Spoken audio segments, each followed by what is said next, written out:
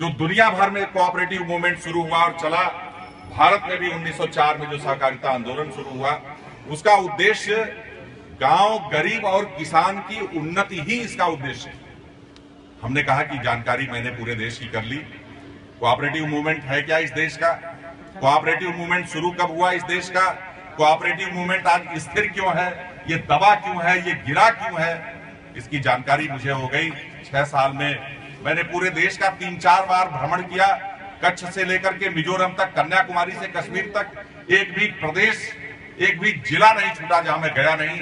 और जहां भी गया मैं गांव की सहकारी समिति को देखने जरूर गया, क्योंकि मैं भी गांव का निवासी हूं। साधन सहकारी समिति बरथरा कला मेरे गांव की सहकारी समिति है। मैं उसके साथ तुलना करता था।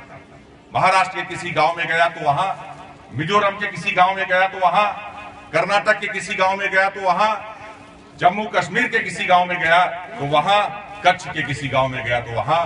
हमने देखा कि सहकारी समितियां कैसे चल रही हैं देश के अनेक भागों में।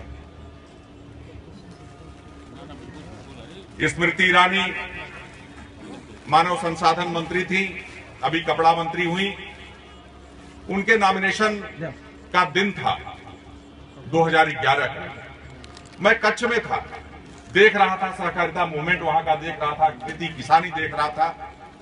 नॉमिनेशन का पता चला, वहां की सांसद कच्छ की पूनम बेन जाट, उन्होंने कहा धनंजय जी, स्मृति ईरानी जी का नॉमिनेशन कल होने वाला है, अभी सूचना मुझे आई है जाने के लिए, क्या आप भी जाना चाहेंगे उस नॉमिनेशन के समय?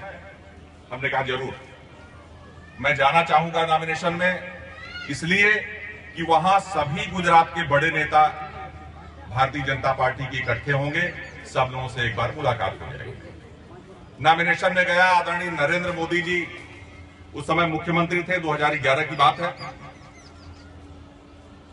किसी ने उनको बताया कि धनंजय जी आए हैं दिल्ली से, तो उन्होंने बुलवा लिया।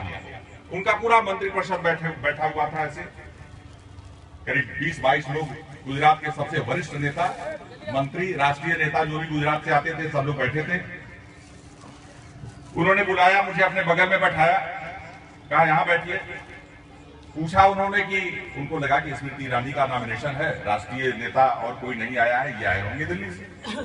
उन्होंने पूछा कि आप दिल्ली से आज सुबह आए?